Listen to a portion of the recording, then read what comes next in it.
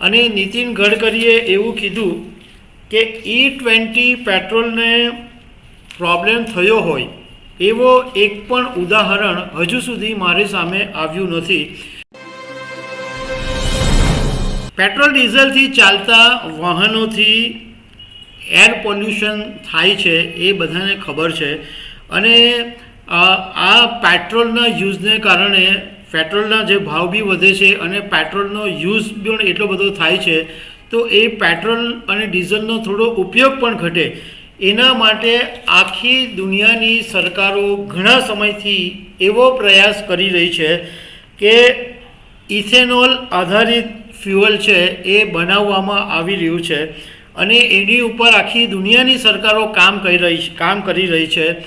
ભારત પણ આની પર કામ કરે છે અને ભારત પોતે ઇથેનોલને પેટ્રોલ ડીઝલના એક વિકલ્પ તરીકે જોઈ રહી છે.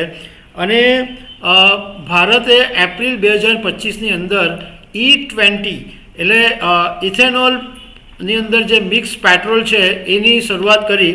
પરંતુ તાજેતરની અંદર એવું બનવા માંડ્યું કે આ જે E20 પેટ્રોલના ઉપયોગને કારણે ઘણા મીડિયા રિપોર્ટ્સમાં એવો દાવો કરવામાં આવ્યો કે આનાથી જે કારની જે માઇલેજ છે એમાં બહુ મોટો 5થી 7નો ઘટાડો થઈ રહ્યો છે. આ બાબતે હોબાળો મચ્યો. એનો નીતિન ગડકરીએ આજે દિલ્હીની એક ઇવેન્ટમાં જવાબ આપ્યો છે. તો એના વિશે હું તમારી સાથે વાત કરીશ. મારું નામ રાજેશ શાહ છે અને તમે જોઈ રહ્યા છો ગુજરાતના સૌથી મોટા ડિજિટલ ન્યૂઝ પ્લેટફોર્મ ખબરછે.com. તાજેતરની અંદર કેટલાક મીડિયા રિપોર્ટ્સની અંદર એક્સપર્ટ્સ અને વાહન માલિકો પોતે એમણે એવા દાવા કર્યા કે E20 પેટ્રોલને કારણે એમની જૂની કારોની અંદર જે માઇલેજ છે એ 5થી 7% ઘટી ગઈ છે.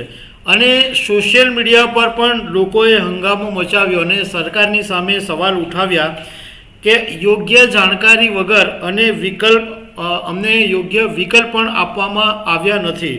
હવે જ્યારે આ E20 પેટ્રોલ વિશે હોબાળો મચ્યો તો આજે દિલ્હીની અંદર એક કાર્યક્રમ હતો જેમાં કેન્દ્રીય રોડ અને ટ્રાન્સપોર્ટ મંત્રી નીતિન ગડકરી હાજર રહ્યા હતા. અને નીતિન ગડકરીએ એવું કીધું કે E20 પેટ્રોલને પ્રોબ્લેમ થયો હોય એવો એક પણ ઉદાહરણ હજુ સુધી મારી સામે આવ્યું નથી. અને જો કોઈ એવું ઉદાહરણ હોય તો મારી સામે આવે. અત્યાર સુધીમાં કોઈ પણ વાહનોની અંદર આવી કોઈ સમસ્યા હોવાનું મને ખબર નથી. હવે નીતિન ગડકરીએ તો વાત કરી, પરંતુ આ પહેલાં પેટ્રોલિયમ અને નેચરલ ગેસ મંત્રાલયે પણ એવું કીધેલું હતું કે E20 ફ્યુઅલથી કારને કોઈ નુકસાન થતું નથી. અને મંત્રાલયે સાથે સાથે એમ પણ કીધું હતું કે E20 પેટ્રોલને લાગુ કરતાં પહેલાં 1,00,000 કિલોમીટર સુધી E20 પેટ્રોલથી કારને ચલાવવામાં આવી અને એનો ટેસ્ટિંગ કરવામાં આવ્યો.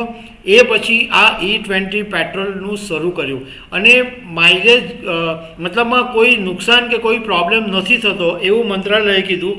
અને સાથે સાથે એ પણ કહેવામાં આવ્યું કે દર 10,000 કિલોમીટરે ચેક કરવામાં આવતું હતું અને એની અંદર પાવર, ટોર્ક અને માઇલેજ એ ચેક કરવામાં આવતા હતા. પરંતુ દર 10,000 કિલોમીટરે આ ચેક કર્યા પછી કોઈ ફરક નહોતો માઇલેજમાં જોવા મળ્યો, નહીં પાવરમાં નહીં ટોર્કમાં. કોઈ જગ્યાએ કોઈ ફરક જોવા નહોતો પડ્યો. જો કે મંત્રાલયે એક વાત માની છે અને એવું કીધું છે કે નવા વાહનો છે એમાં માઇલેજ 1થી 2% જેટલી અને જૂની ગાડીઓમાં 3થી 6% જેટલી માઇલેજ ઓછી થઈ શકે છે. પરંતુ એનું સોલ્યુશન છે. તમે કોઈ પણ તમારા વાહન હોય તો એના એન્જિન ટ્યુનિંગ છે એને તમે યોગ્ય રીતે મેન્ટેન કરી લો, યોગ્ય રીતે એનું રિપેર કરી દો તો આ માઇલેજનો જે ઇસ્યુ છે એ નથી આવતો, એ નીકળી જાય છે. બીજો એક સવાલ એ પણ ઊભો થયેલો હતો કે E20 પેટ્રોલને કારણે એન્જિન અને પાર્ટ્સ ખરાબ થઈ શકે છે. તો મંત્રાલયે એનો પણ જવાબ આપેલો હતો કે E20 પેટ્રોલની અંદર કોરોઝન ઇનહેબિટર્સ નાખવામાં આવેલું છે અને એને કારણે સેફટી સુનિશ્ચિત કરવામાં આવેલી છે, એટલે જે પાર્ટ્સ પણ ખરાબ થતા નથી. નીતિન ગડકરીએ દિલ્હીના કાર્યક્રમની અંદર આગળ એ વાત પણ કરી કે E20 પેટ્રોલ શું કામ લાવવામાં આવ્યું. એમણે એમ કીધું કે E20 પેટ્રોલની જરૂર એટલા માટે છે કે પ્રદૂષણ ઘટે છે અને એટલું જ નહીં પરંતુ ક્રૂડ ઓઇલની જે આયાત છે એમાં 1.40 લાખ કરોડ રૂપિયાની બચત થઈ અને આ ઇથેનોલ જે ખેડૂતો પાસેથી લેવામાં આવે છે એ ખેડૂતોને 1.20 લાખ કરોડ રૂપિયા ચૂકવાયા. હવે E20 પેટ્રોલ વિશે ઘણા બધાને ખબર હશે, પરંતુ એમ છતાં હું તમને સંક્ષિપ્તની અંદર સમજાવું કે E20 પેટ્રોલનો મતલબ એ છે કે ઇથેનોલ છે એ કૃષિ પેદાશો જેવા કે શેરડી છે, મકાઈ છે, એવી ઘણી બધી કૃષિ પેદાશો છે અથવા કાર્બન કચરો છે એમાંથી ઇથેનોલને મેળવવામાં આવે છે અને ઇથેનોલ એ જૈવિક બળતણ છે અને ભારતે આ E20 પેટ્રોલ 20 એપ્રિલમાં દાખલ કર્યું. મતલબમાં જે એથેનોલ 20% 80% પેટ્રોલ અને 20% ઇથેનોલ એમ કરીને 100% પેટ્રોલ બનાવે છે, એટલે 20% ઇથેનોલનો ઉપયોગ છે એના માટે E20 પેટ્રોલ એવું કહેવામાં આવે છે. પેટ્રોલનો વપરાશ ઘટાડવા માટે કેન્દ્ર સરકાર ઘણા સમયથી જાતના ફ્યુઅલની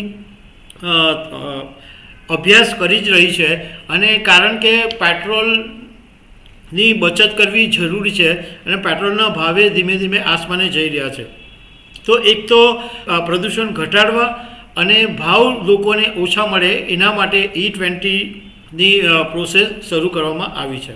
તો દર્શક મિત્રો, આવી અનેક વાતો સાથે અમે તમને મળતા રહીશું. Thank you very much.